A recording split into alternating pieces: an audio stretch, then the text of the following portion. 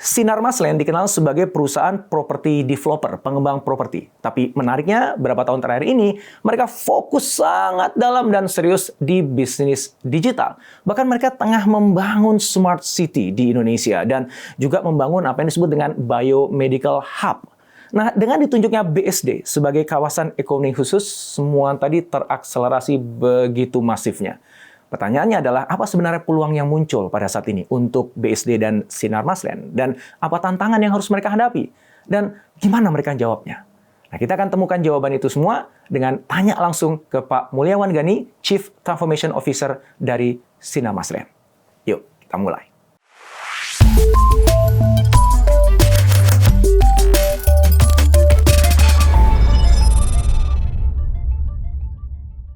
Pak Gani, terima kasih sekali waktunya main ke studio saya. Terima kasih Pak Doang buat undangannya. Boleh. Sebelum kita mulai, boleh dong kenalin diri ke teman-teman semuanya. Boleh. Pak Gani itu siapa sih? Ini orang hebat dan ganteng di depan saya ini. Mungkin udah ganteng, rambut putih udah banyak. Jadi nama saya sebenarnya Mulyawan Gani. Gani itu nama last name saya. Tapi saya sempat tinggal di Amerika 15 tahun. Jadi kalau di sana Mulyawan tuh susah. Bilangnya Muljawan. Saya bilang oke deh, mendingan panggil saya kayak orang India aja. Saya bilang Gani. Gani. Nggak pakai goyang Gani. Mungkin nggak pakai goyangan kali ya. Jadi saya dipanggil Gani. Akhirnya nyampe sini, kerjaan pertama saya di Indonesia juga di perusahaan asing. Jadi otomatis naturally mereka panggil saya Gani dan sampai sekarang. Jadi Gani itu last name karena menurut saya kemungkinan kalian bertemu dengan almarhum papa saya hampir nggak ada. Jadi mungkin Gani aman. Jadi boleh aman. Ya? Betul. Saya punya 4 anak. Anak saya yang pertama umur 15, anak saya yang kedua umur 8, anak saya ketiga umur 8, anak saya keempat umur 8. Nah, jadi saya punya kembar 3. Kembar 3. Wow. Betul. Jadi usually cewek cowok. Cewek cowok. Jadi almarhum papa saya bilang sebelum dia meninggal tahun 2019, dia bilang dia mau yang perempuan dulu lahir. Saya bilang kenapa? Biar dijagain katanya. Oke. Jadi karena kembar 3, istri saya petit di USG, dokter bilang mungkin kita potongnya di sini biar perempuan dulu yang keluar. Jadi bisa gitu ya? Bisa milih. Mau potongnya yang mana keluar dulu. Saya bilang oke. Dan enak, jadi setiap kali kalau ketemu sama orang yang pertama kali rada canggung segala macam, introduction saya ini selalu membantu mereka. Oh, langsung relate. Oh, anak 4, kembar. Pertanyaan pertama, kalau pergi gimana? Ribet kan? Ini saya bilang. Saya juga anaknya 4. Jadi I feel you can relate to me. Gitu. Saya bilang, rada ribet juga sih kalau mau kemana-mana. Kayak sekarang baru sadar, kalau kemana-mana, kamar mesti 2, Pak. Iya, kalau hotel harus begitu. Jadi kita pikir gila, jadi mahal juga ya. Mau 2, semua kali 2. Iya. Dan di Sinarmas Land sekarang peran apa yang diambil? Betul. Saya itu ada beberapa peran. Salah satunya sebagai Chief Transformation Officer. Saya juga Chief Data Officer. Dan saya juga Chief of Digital Business. Di mana kita membawai suatu unit yang namanya Living Lab. Yang membantu dan mengkomplementari pelayanan-pelayanan yang dilakukan di Sinarmas Land. Seperti itu. So, kalau ngomongin Sinarmas Land, kan pasti ini yang muncul di kepala kita semuanya nih, teman-teman yang nyimak juga kan adalah nih perusahaan properti. Kan? Betul. Nah, yang menarik adalah justru itu alasan kenapa Mas Gani saya undang datang ke sini adalah santer nih akhir-akhir ini Sinarmas Land masuk ke bisnis digital. Ya. Pertanyaanku adalah bisnis digital yang apa? Kenapa itu dipilih bisnis digital itu? Kalau kita bicara tentang Sinarmas Land sekarang udah jadi atau Sinarmas Group lah ya udah jadi ekosistem yang begitu besar gitu. How that initiative actually fit into the ekosistem dan strateginya Sinarmas Land dan maybe Group kalau kita bisa bahas ke sana. Yes. Sebenarnya what we're doing is very strategic. Jadi betul kita selalu dikenal sama orang-orang sebagai property developer. Cuma saya bilang kayaknya nggak tepat. Jadi waktu saya sempat kerja di Sinarmas Land, terus saya keluar 2016 dan saya balik lagi 2019. Saya mulai menggunakan terminologi yang namanya city builder. Kita bangun city sebenarnya. City builder. Kita city builder karena kebetulan tanah-tanah yang dimiliki oleh Sinarmas Land itu terkonsentrasi di beberapa tempat. Jadi kalau kayak seperti di BSD itu 6.000 hektar. Kita baru bangun 3.500, masih ada 2.500 lagi. Development plan kita itu sampai 60 sampai 70 tahun ke depan. Jadi ada 2-3 generasi lagi. Jadi kalau kita bilang property developer itu terlalu miopic. Kita sangat miopic. Jadi saya selalu bilang kita tuh city builder. Nah, tantangannya sebagai city builder berarti saya akan mengelola suatu kota. Pengelola suatu kota berarti saya punya banyak stakeholder. dan mereka memiliki tantangan yang berbeda-beda. Oke. Kalau kita pikirnya sebagai pengelola suatu kota itu kita harus solve problem itu kita sendiri, itu akan sangat lama. Oke. Ini BSD kebetulan itu kota namanya private city ya, kota mandiri. Berarti kita tidak mendapat bantuan secara tax revenue dari pajak yang kita kelola untuk pemerintah, karena pajak itu langsung ke pemerintah. Jadi yang kita lakukan adalah bagaimana membuat suatu kota mandiri tanpa bantuan uang pajak dan bisa membuat ini sustainable.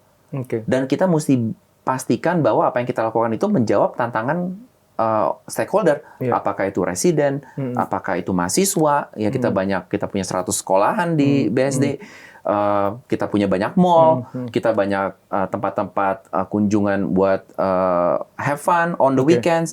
Dan kalau kita ingin menjawab tantangan itu, nggak bisa dengan sendiri. Nah, kenapa kita masuk ke bisnis digital? Karena kita melihat bahwa dengan masuknya ke suatu bisnis digital, kita mulai menawarkan solusi-solusi yang non konvensional. Jadi sedikit alternatif. Dan itu bisa karena kita ngelihat di luar banyak tuh startup-startup di luar negeri yang benar-benar menjadi complementary traditional service yang dilakukan oleh pemain-pemain lama ya.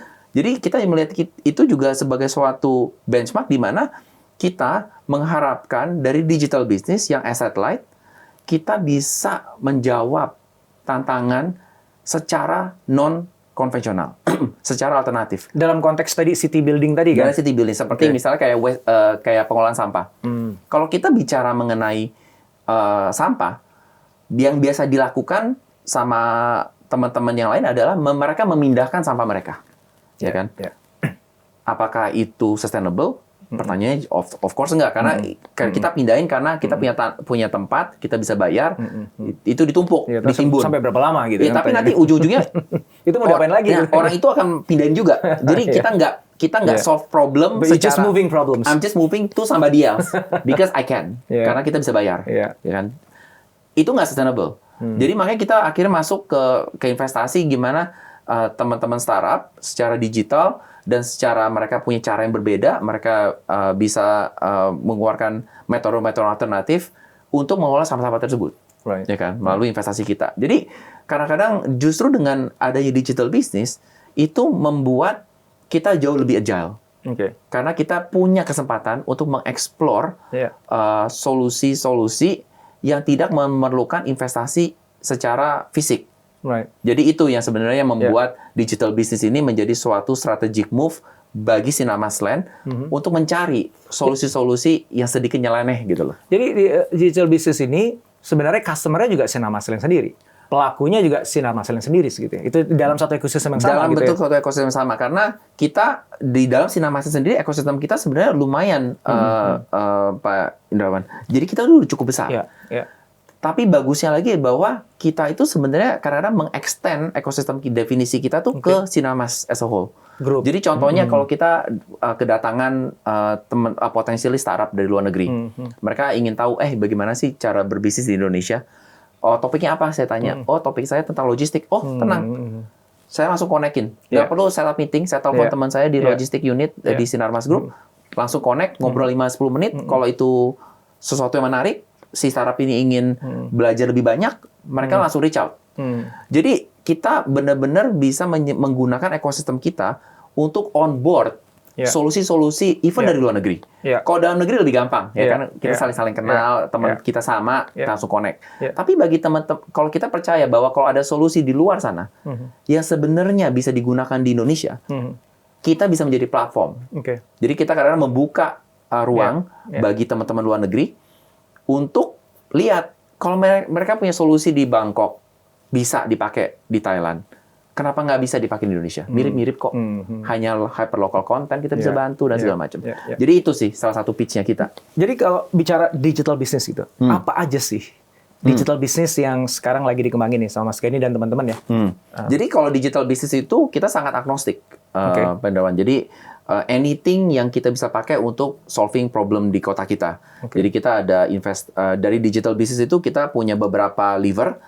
Levernya salah satu adalah kita melakukan investasi, jadi kita bisa invest di Jadi perusahaan-perusahaan. jadi ketika bicara digital business itu berarti yang saya bayangkan tadi itu adalah ada satu entitas atau perusahaan atau startup yang dikasih nama itu ini masuk kategori digital business. Betul. Atau yang disebut digital business tadi itu sebenarnya programnya, inisiatifnya. Oke, jadi di dalam digital business itu ada satu entitas yang namanya Living Lab ya, Living Lab Ventures. Jadi di Living Lab Ventures ini adalah inkubasi semua ide-ide digital business kita. Di orang bisa mendeploy resource ke startup, melakukan investasi. Mereka bisa melakukan kolaborasi. Ya kan, jadi nggak startup itu kadang-kadang kalau langsung deal sama Sinarmasland atau sama PT BSD itu rada ribet karena PT BSD kan sangat besar. Kemungkinan mereka juga ngomong dengan orang yang salah dan segala macam. Jadi akhirnya kita tangkap dulu nih. Eventually mereka akan kita kenalkan karena end customer-nya sebenarnya di sebelah sana, bukan di kita. Tapi kita memastikan bahwa mitigasi resiko yang kadang-kadang dituntut oleh teman-teman di sebelah, kita solve dulu problem itu. Bagaimana kita solve risk mitigation plan-nya. Nah, suatu itu bisa dipakai di kita sendiri, baru kita pelan-pelan mendorong mereka untuk mereka bisa masuk ke ekosistem yang jauh lebih besar. Jadi sandboxing-nya di sini aja lah ya. Betul. Jadi kita beneran sandboxing, kita do trial and error, kita incubate ideas. Jadi kadang-kadang kita invest ke founder-founder yang punya ide-ide cemerlang. Jadi kita lakukan investment dari pre-seed sampai series B. Terus kita juga punya fund dan yang paling penting kita melakukan yang namanya business matching. Jadi kita match dari startup ini apa yang mereka bisa dan di sebelah sana di core business butuhnya apa dan kita match itu. Dan kadang-kadang itu justru yang menjadi value terbesar bagi startup-startup ini karena teman-teman founders kita yang muda-muda yang punya ide cemerlang dan sangat idealis ini mereka kesulitan untuk mendapatkan customer pertama mereka. Mereka kesulitan mendapatkan sponsor atau sponsorship atau validasi dari pelaku bisnis yang sudah cukup kawakan di tempat kita. Jadi ini sebenarnya membuat strategic relationships antara startup dengan perusahaan besar lewat Living Lab Venture itu jadi mungkin. Dan itu yang menurut saya yang bikin Sinarmasland sedikit unik. So supaya mudah aja Living Lab Ventures saya sebut inkubator aja. Betul. Yang dimiliki oleh Sinarmasland gitu kan.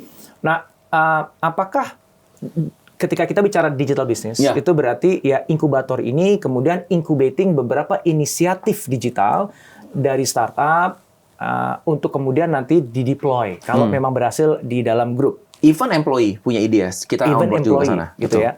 Nah, atau di luar inkubator ini sebenarnya Sinarmasland punya digital business lain. Jadi apakah ada software house di sana misalnya atau memang bahkan sudah develop sebuah digital solutions yang dia tidak diinkubate di sini, tapi emang dia from ground up dibangun atau mungkin dibeli.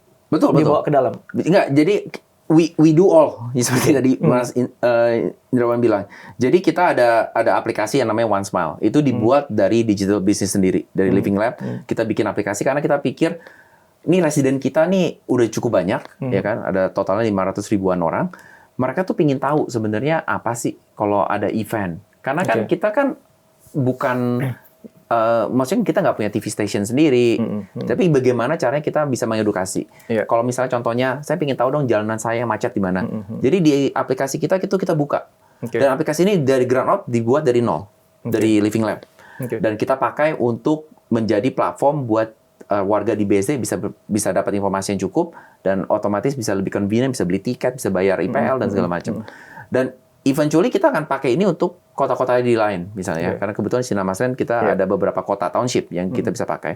Jadi kita juga melakukan investasi, kita incubate idea dari employee dan ide itu kita kebetulan nggak punya software house, tapi kita punya internal capability buat developers, kita punya sendiri, tapi kita nggak jual, kita punya service ke luar lain, hanya untuk keperluan kita sendiri aja. Betul. So kalau yang tadi application itu kan lebih pada services ya untuk warga kan ya. Jadi itu bukan business entity ya. Bukan ya. So business entity itu nanti lahirnya dari inkubator tadi ya, dari Living Lab tadi ya. Betul. Either itu datang dari karyawan atau itu datangnya dari startup. Betul. Ya, dalam bentuk engagement apapun wujudnya gitu ya. Atau itu gabungan dari kolaborasi dari tempat lain misalnya. Sudah berapa banyak tuh yang dilahirkan digital services atau products atau bisnis bahkan yang lahir dari inkubator ini, Mas? Mungkin kalau secara bisnis mungkin ada sekitar 6 atau 8. Sehingga saya mungkin 6, 7. Oke. Ya. Jadi kita punya bisnis properti portal yang kita bikin sendiri, Oke. ya kan? Kita punya yang tadi. Dan itu orientasinya profit ya? Itu harusnya profit untuk jualan, untuk Yeah. bantu jualan. Otomatis kita ada One Smile yang untuk community app-nya kita. Kita juga punya building management app. Jadi kalau gedung-gedung vertikal itu biasa ada komplain dan segala macam, kita lakukan itu juga secara bisnis, ada berbayar. Terus kita juga ada beberapa location based tracking misalnya. Jadi ada beberapa yang kita beneran secara bisnis mereka punya PT sendiri, mereka berorientasi untuk profit driven, itu ada. Sejauh mana itu semua menggerakkan ekonomi dari Cinemasland, Pak? Karena kalau kita bicara venture capitals ya, itu tuh permainannya kadang-kadang agak beda ya. Dia ngejar capital gains dan sebagainya. So it's completely different games gitu. Yes. Tapi ada beberapa juga yang memang dia ngembangin inkubator dalam rangka memperkuat ekosistem yang sudah dimiliki. Betul. Even though they're not making money now, Yes. tapi strategically ini bagian dari something big yang kita bangun ke depan itu. Maka dudukan Living Lab tuh gimana? Spot on. Jadi Living Lab itu kita kategorinya adalah corporate venture capital, CVC. Ya, jadi CVC ini topik yang mungkin banyak lah perusahaan-perusahaan besar tuh selalu punya CVC unit, ya kan? Jarum punya, even kalau di Singapura juga banyak. Nah, jadi mereka memang mandatnya itu punya long term strategy play. Makanya kebanyakan CVC itu bukan dibilang sebagai visi karena mereka nggak boleh fundraise keluar. Jadi duitnya 100% dari balance sheet dari principal. In our case, principalnya Living Lab Ventures ya Cinemasland. Nah, jadi mereka punya runway itu sangat panjang, ya kan? Karena ada kemungkinan beberapa investasi yang dilakukan di Living Lab ini mungkin nggak pernah akan exit. Karena ini sangat strategik bagi Cinemasland dan mungkin dari Cinemasland sendiri nggak mau ada shareholder lain. Ya, jadi itu yang kita pikir sesuatu yang bisa membuat inovasi itu cepat. Karena sebenarnya bisa aja Cinemasland bikin inkubator sendiri. Namun kalau bikin sendiri dengan keterbatasan mengenai SOP dan segala macam, itu akan membuat inkubator ini akan mati. Karena by design ini men-challenge status quo. Cinemasland akan menjaga status quo tersebut. Jadi makanya kenapa kita bikinlah unit Big satu Corpo unit. nggak bisa mendisrupt dirinya sendiri kan. Betul. It takes a greater maturity for you to disrupt yourself kan. Which is almost impossible. Almost impossible. Kata Almost Clayton impossible. Christensen itu bahkan is Benar. almost impossible. Benar. Jadi kayak oksimoron sebenarnya. Ya, betul. Oke, artinya apapun digital product atau services atau bisnis yang keluar dari inkubator Living Lab tadi itu end game-nya adalah untuk strengthening ekosistem dan juga part of the strategic future-nya Cinemasland. Jadi nggak ada kemudian misalnya gue invest sesuatu yang itu sebenarnya murni cuma cari cuan hari ini aja gitu ya. Mungkin ada, tapi itu konsekuensinya doang sih. Kita nggak pernah. Jadi our corporate metrics buat project-project ini adalah satu yang tadi Mas Indro bilang, apa yang kita bisa invest hari ini yang bisa generate return way out the future, di mana orang-orang nggak peduli. Jadi orang bilang, ini terlalu jauh nih 20 tahun dari sekarang moonshot baru di-harvest. banget ya. Iya, moonshot banget. Tapi buat Cinemasland, itu strategik itu banget itu kita mesti leapfrog-nya ke sana. Sekarang mau rugi, terus balloon payment di belakang, kita makan. Jadi itu yang membuat kita lebih fleksibel. Jadi nggak harus nyari yang untung. Ada, hopefully kita mesti untung ya, supaya kita bisa recycle investment kita. Tapi it's not our main goal. Salah satu terminologi yang sering banget dilemparkan di industri properti adalah smart city kan. Pemerintah juga kencang ngomongin itu, IKN mau jadi smart city nantinya gitu ya. So aku penasaran dengan visi smart city-nya Cinemasland dan bagaimana Living Lab ini punya kontribusi ke situ, Mas. Betul. Jadi kalau kita bicara smart city, sebenarnya tuh suatu konsep yang sangat loosely defined. Kita ngomong sama 10 orang, 10 orang akan memberikan kita 10 definisi. Dan ini yang membuat kita sedikit lamban. Aspirasi untuk membuat smart city kita udah ada mungkin dari tahun 2010-an. Namun kita nggak pernah berani milih kiblat yang mana nih. Karena kalau ngomong 5 orang, 5-5-nya beda. Kita bilang, terus ya lebih pahitnya lagi, there is always new technology coming in. Jadi kita berpikir, kalau kita pilih kiblat yang salah, dan teknologi itu datang yang baru, ini obsolete nih. Ini technical debt-nya terlalu banyak. Di mana, jadi kapan kita bisa monetize, nggak Iya, bakal bisa. iya, iya. Jadi kita nunggu. Ya. Namun mungkin di sekitar 2015, 2016 di mana banyak startup, di mana cloud computing mulai ada, kita bersadar bahwa untuk mencoba sesuatu yang baru tidak perlu investasi yang terlalu besar. Karena kalau dulu dikit-dikit on-prem, beli server, provisioning, teknologi ganti, habis lah ini barang. Karena sekarang udah cloud computing segala macam, jadi kita lebih gampang. Nah, akhirnya kita mulai deh dengan beberapa ide gimana kita mau bikin comment center. Di mana kita sebagai kota mandiri, kita perlu tahu what happened within our borders gitu. Our borders, ada apa kebetulan kita lebih tinggi dari permukaan air, jadi kemungkinan kita banjir itu sangat minim.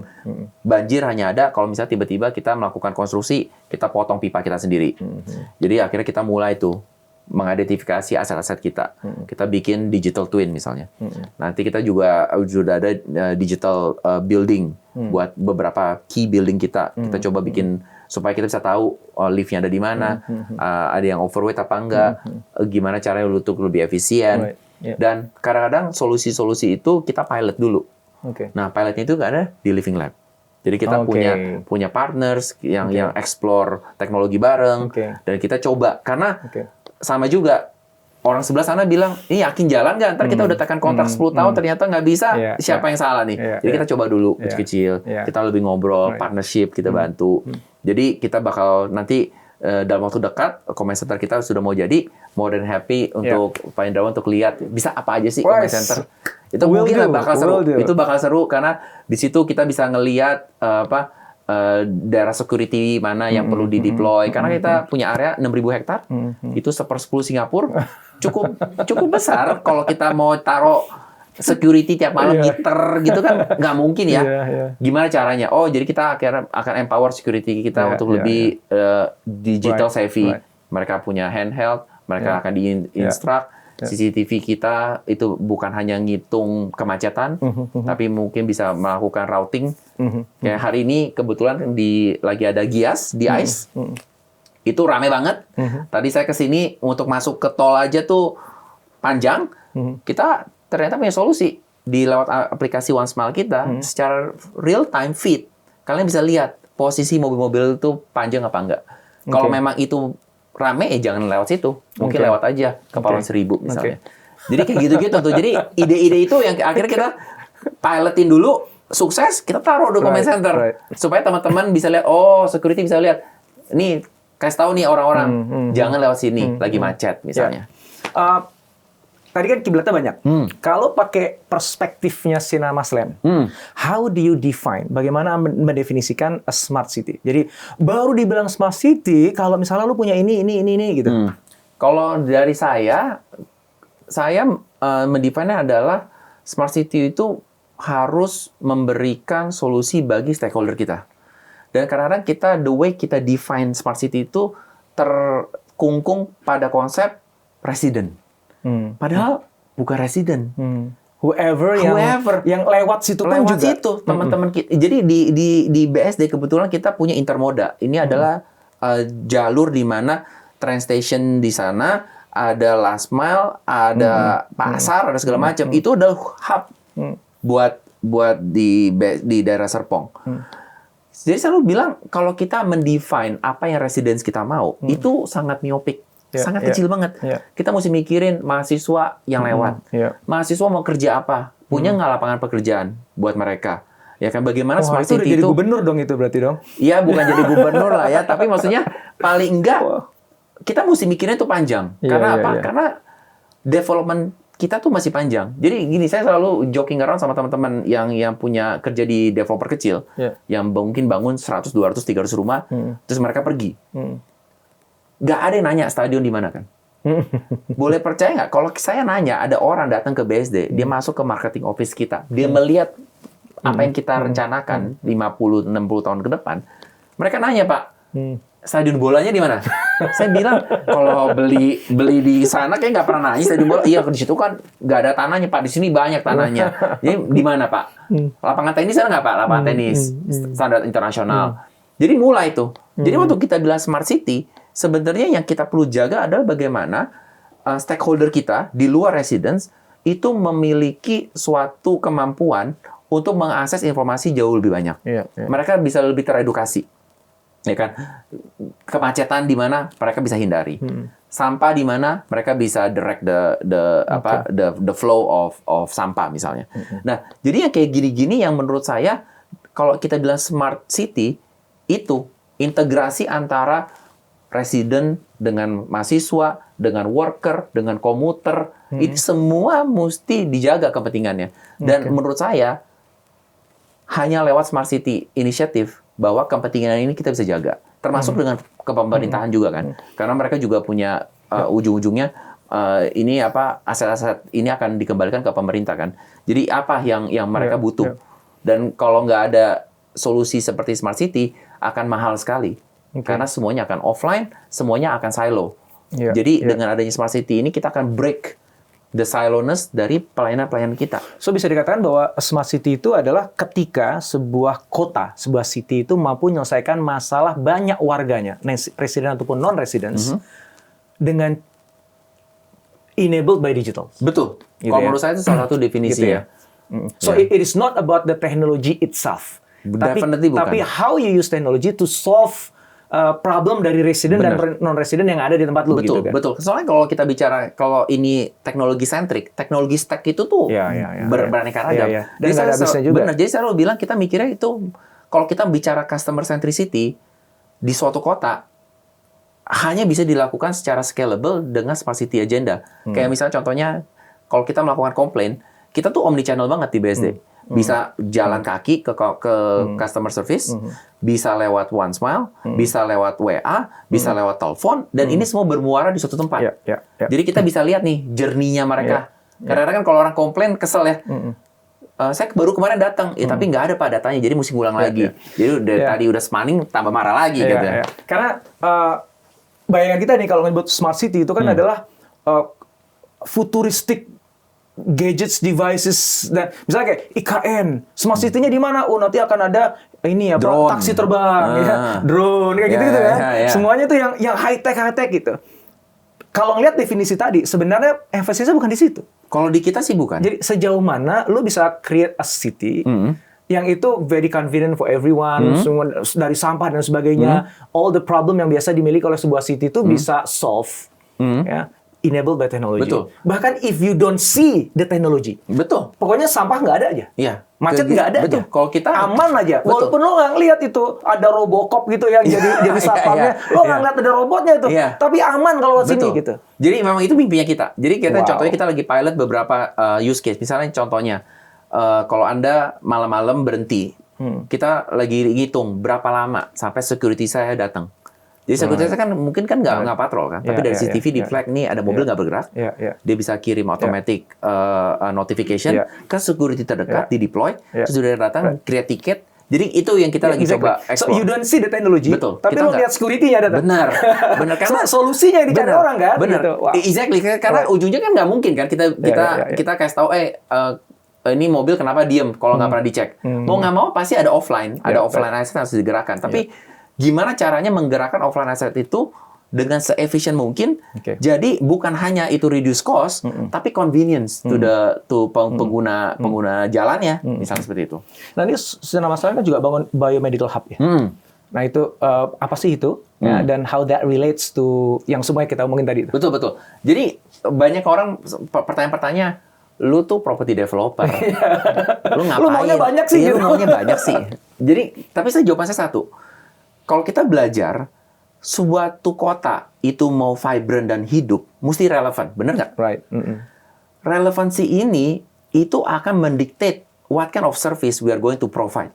Nah, kalau kita lihat dari sebelum pandemi, 10 tahun terakhir, medical spending kita secara negara itu naiknya banyak. Kalau dulu tuh cuma sekitar 70 sampai $80 per kapita. Sekarang tuh udah 120. Dalam waktu 10-15 tahun tuh udah naik 50%. Dan saya percaya dengan kita mau masuk ke demography surplus 2045 dan segala macam, medical care spending ini akan naik.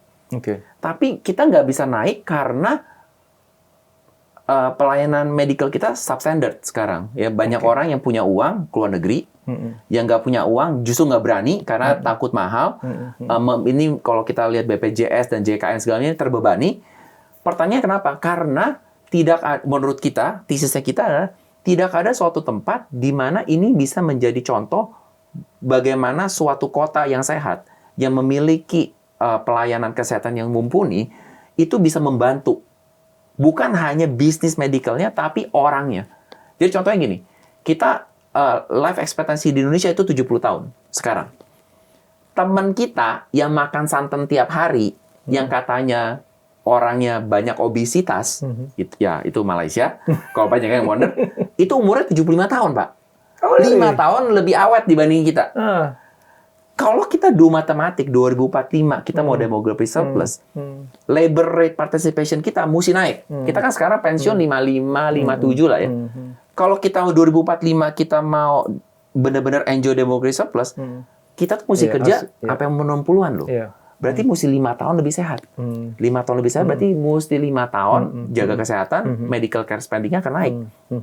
Pertanyaannya simple. Bisa nggak 5 tahun naikin life expectancy 5 tahun, 20 tahun dari sekarang?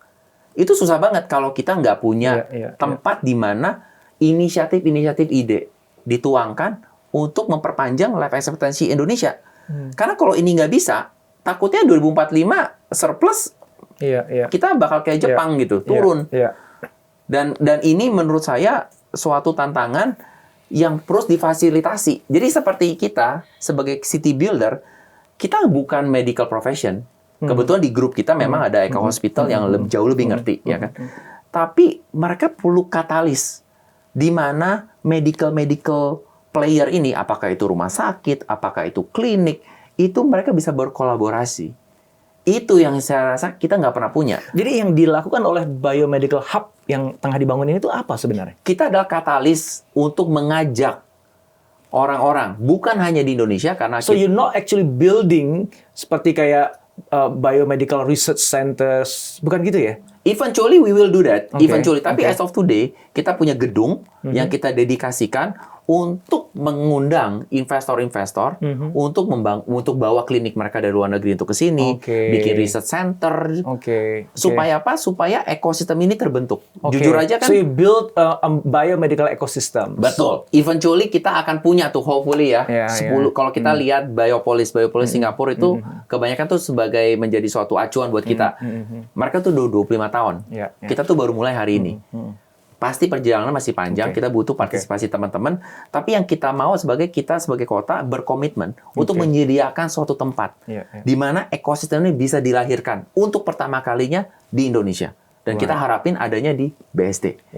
Karena kita sudah melakukan itu sebelumnya.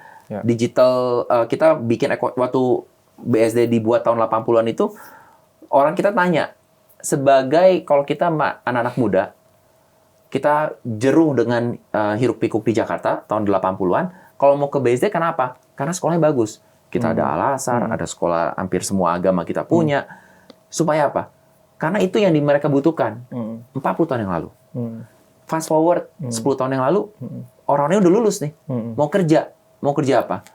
Nggak ada kerjaan di BSD, jujur aja. Semua orang harus ke Jakarta. 1,5 jam pagi, 1,5 jam pulang. Gila. 3 jam sehari dihabiskan di jalan. What kind of quality of life do you want to have? Dari shareholder kita mesti naikin. Jadi apa? Kita perlu kerjaan.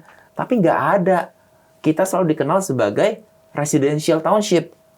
Nggak ada yang ngemikirin kita bisa bawa Apple Academy ke Indonesia. Kita nggak ada yang kepikiran kita bikin Microsoft Learning Center di Indonesia. Unilever pindah, Traveloka pindah. Setelah itu baru mulai hidup. Jadi kita sudah punya pengalaman bikin ekosistem edukasi 40 tahun yang lalu, 10 tahun yang lalu kita bikin ekosistem digital, dan kita sangat berharap Biomedical. Kesehatan ini adalah suatu ekosistem yang bisa dibangun dengan adanya 2 ekosistem sebelumnya. Dan hopefully dalam waktu dekat, kita nggak perlu nunggu 10 tahun untuk punya sesuatu, karena kita cuma 35 kilo dari Jakarta. Di Jakarta harus semuanya bisa gitu ya. Harusnya bisa. Dan learning yang udah didapat dari 40 tahun yang lalu harusnya kita mau replicate, memang lebih beda. Ini kita kesehatan, teknologinya beda. Tapi menurut saya dengan kemampuan kita memulai suatu ekosistem dari awal, dan kita udah buktikan di 2 ekosistem sebelumnya, besar harapan kita. Dengan adanya ini, kalau kita gambarin ini sebagai diagram Venn, overlapping-nya banyak, akselerasi perubahan jauh lebih cepat. Nah, ini kan BSD kan jadi kawasan ekonomi khusus ya. Betul. Itu pertama apa dan implikasinya apa? Banyak banget. Jadi kita berapa minggu lalu sudah mendapatkan di koran-koran sudah tercatat bahwa kita sudah mendapatkan rekomendasi dari Dewanas bahwa BSD akan memiliki suatu KEK. Jadi dan KEK ini sebenarnya bukan hal yang baru karena kita di Indonesia sudah punya 26 KEK. Tapi ini yang menarik karena kita sangat dekat dengan Jakarta. Jadi KEK kita itu punya 4. Jadi setiap KEK itu sebenarnya punya karakteristik khusus yang diberikan kepada kita. Yang tadi ada 4 adalah kegiatan ekonomi edukasi, kesehatan, digital teknologi, dan kesehatan digital, industri kreatif. Nah, jadi kita bisa mengundang overseas player, apakah itu perusahaan besar, apakah itu startup, untuk masuk dan mereka bisa mendapatkan benefit KEK. Contohnya, kalau investnya certain amount, mereka dapat tax holiday. Contohnya, researcher luar negeri bisa bekerja dengan visa 5 tahun, meskipun dia mesti di-renew tiap tahun. Tapi untuk kesehatan, ini bakal game changer, Pak Indrawan. Karena kita bisa mengundang dokter-dokter luar negeri untuk berpraktek di Indonesia. Di rumah sakit kita sendiri? Di dalam zona KEK. Jadi apa ada rumah sakit, ada klinik, itu bisa. Tapi harus di dalam zona.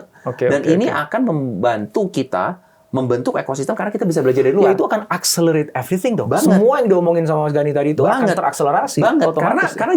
Karena gini, kita tahu bahwa jumlah dokter kita nggak banyak ya. Negara kita besar, jumlahnya nggak banyak, dan kita banyak sekali dengar bahwa banyak orang-orang yang berduit ke luar negeri. Paling gampang, paling dekat Singapura dan Malaysia. 1,5 jam terbang. Di situ dan mereka mendapatkan pelayanan yang jauh lebih baik menurut mereka. Dan itu kejadian bertahun-tahun. As of today, kalau kita suka dengar Pak Jokowi bilang, itu 250 triliun keluar. Itu berarti 2,5% dari GDP Indonesia itu keluar luar negeri. Bayangin kalau 250 triliun di-spend di suatu tempat untuk bangun fasilitas ketahanan nasional sendiri. Ya, saya nggak mau masuk ke angle nasionalisme, tapi make sense banget. Secara bisnis make sense, kita pun butuh tempat di mana kita tahu penyakit kita orang sendiri lebih baik kok dibanding orang Singapura. Tapi kenapa kita mesti ke Singapura terus sih? Mesinnya sama, kita bisa datangin mesinnya, dan di KK ini datangin mesin tarifnya hampir nggak ada, tergantung beberapa mesin-mesin ini. Dan kalau kita bisa lakukan itu secara teknologi stack, kita bisa at par. Pertanyaannya kedua, how to upskill the dokter yang sekarang? Datangin dokter luar negeri, mereka bisa belajar. Otomatis jadi benchmark kan? Benar, karena mereka dokter-dokter muda kita ada kesempatan nih ketemu dokter-dokter yang sudah lakukan ini, tutup mata juga bisa gitu. Mereka bisa belajar. Jadi knowledge transfernya akan teraccelerate. Nah, kalau kita bisa memperkaya pengalaman dokter-dokter muda kita, itu akan membuka kita punya medical delivery channel akan jauh lebih tinggi. Dan ini akan menjadi game changer banget. Dan yang paling menariknya adalah kita cuman 40 menit dari Jakarta. Di mana itu yang ngebuatin BSD menjadi KEK yang spesial tadi. Betul. Dan opportunity-nya jadi unlimited. Betul, karena KEK terdekat kita itu Tanjung Lesung, itu pariwisata. Terus KEK terdekat kita udah industrial estate semua. Jadi untuk 25 juta orang Greater Jakarta plus ke Banten ke sini, kita itu bisa baik. Nah, terus ada orang persepsinya ini akan mahal. Gimana bisa mahal? Kalau mesin yang didatangin, kalau rumah sakit datangin mesin, mesti bayar pajak segala macam. Di KEK itu di exempt, ada benefitnya. Jadi harapan pemerintah adalah justru akan menekan ongkos medical care. Dan kita willing untuk jadi benchmark untuk supaya medical standard kita bisa naik gitu. Tanpa harus menggelontorkan uang, mesti terbang, tinggal di hotel bintang 5 di Singapura. Itu kan paling mudah kan itu kan. Karena udah benchmarknya di Singapura dan Malaysia, ya harga kita pasti bisa lebih rendah kok gitu. Dan nggak usah biaya hotel, pesawat, dan sebagainya. So, jadi insentif untuk keluar udah nggak ada lagi. Jadi secara struktural, kalau kita, Pak Jokowi selalu bilang nih sekitar 200 sampai 250 triliun yang keluar. Sebenarnya mereka keluar itu nggak semuanya untuk medical. Karena ada pesawat, ada hotel, plus orang Indo nih, kalau pergi, dia bawa anak-anaknya dibawa. Jadi suaminya... Terus kopernya nambah. Bukan koper nambah. Suaminya tiduran, lagi di belek, istrinya shopping, anaknya pergi ke Disneyland, gitu kan. Jadi kalau itu dipotong, sebenarnya orang kita mampu. Medical care tuh nggak mahal. Yang bikin mahal gara-gara shoppingnya, terbangnya, hotelnya. Jadi kalau misalnya seperti itu, ini kita ada 10 juta nih di Jakarta nih. Right. Ya. Tinggal, mereka tinggal ngoset dikit. Terakhir, Mas Gani, apa nih? Apa ya? Saya mencari kata selain advice ya, atau your opinion atau perspektif lah ya. Boleh. Terkait dengan industri property development di Indonesia.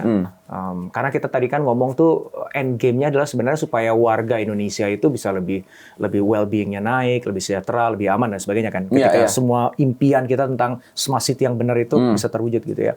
So, bagi teman-teman di pelaku industri ini, dari mana mereka bisa mulai supaya mengarah ke sana nantinya? Number one, mereka mesti tahu bahwa mereka willing nggak to play long game. A very long game. Di kita, karena kita punya di BSD terutama, development plan kita masih 50, 60, 70 tahun ke depan, masih 2-3 generasi, kita willing untuk invest sekarang, monetize later.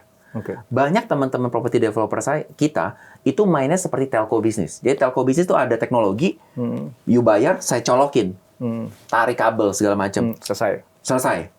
Kita nggak bisa. Kita nggak bisa gitu. Jadi pertanyaannya, kalau kita mau beneran untuk industri ini untuk bisa vibrant, relevan sama customer kita, pertanyaan simple. Investment horizon kamu berapa panjang? If you are looking only 2-3 years ahead, ya kalian akan beli, bangun, jual ruko, isi, selesai, semua diserahkan, ya udah, saya udah nggak peduli, saya move on ke project-project lain. Kalau yang seperti itu, ya kita nggak akan bisa maju. Tapi saya ngerti, ini nggak gampang, karena tanah udah makin susah, nggak ada daerah di mana pemerintah bisa kasih SK untuk kita garap, ya, yang gede, yang bulat, itu nggak. Jadi mesti bebasin tanah sendiri, dan segala macam, memang butuh waktu. Tapi kalau memang komitmen itu panjang, smart city ini bisa menjadi solusi untuk Indonesia yang lebih baik. Tapi kebetulan memang tidak banyak tempat-tempat yang ada tanah sebanyak ini, ya kan? Teman-teman di Lipo Karawaci, developernya sudah mau habis. Terus mungkin ada Meikarta dan yang lain-lain ya. Tapi ada nggak yang sizable enough dan willing untuk invest? Jadi gini, saya selalu bilang, kalau kita nggak bisa men-smart city-kan sesuatu hal yang sudah ada. Karena mahal sekali, Mas Indrawan. Bisa dibayangin kalau saya mau pasangin CCTV di setiap jalan saya, dan saya nggak tahu, dan saya tahu udah nggak ada yang beli tanah saya lagi, ngapain saya pasang? Ngapain saya pasang? Jujur aja kan saya invest hari ini, saya akan monetize dari jual harga tanah saya kalau naik. Tapi kalau tanah saya udah habis, apa yang saya mau smart city kan nggak ada duitnya. Susah tuh untuk insentif memonetize. untuk membangun itu sebagai smart city udah nggak ada. Betul. Jadi tapi kalau kita mulai dari kota dari nol, mau smart city, siapa yang tinggal? Nah, jadi menurut saya, as of today, mungkin BSD itu in the very unique position. Karena kita punya sizable population already, dan kita masih punya development plan yang panjang. Jadi secara rasional, secara ekonomi, kalau kita invest di sini, saya masih bisa panen 30 tahun dari sekarang. Kalau saya invest di kota yang sudah jadi, saya invest sekarang, nggak bisa saya panen. Terus kalau saya mulai dari nol, greenfield, siapa yang mau beli? Jadi ini mana lagi unik banget. Jadi makanya kenapa menurut saya smart city agenda ini akan menjadi game changer buat BSD, terutama ditambah lagi dengan adanya KEK di sana. Mas Gani, thank you so much. I learned a lot from you. Very insightful. Thanks very much. Thank you, Pak. Thank you. Makasih Makasih waktunya. ya. Makasih.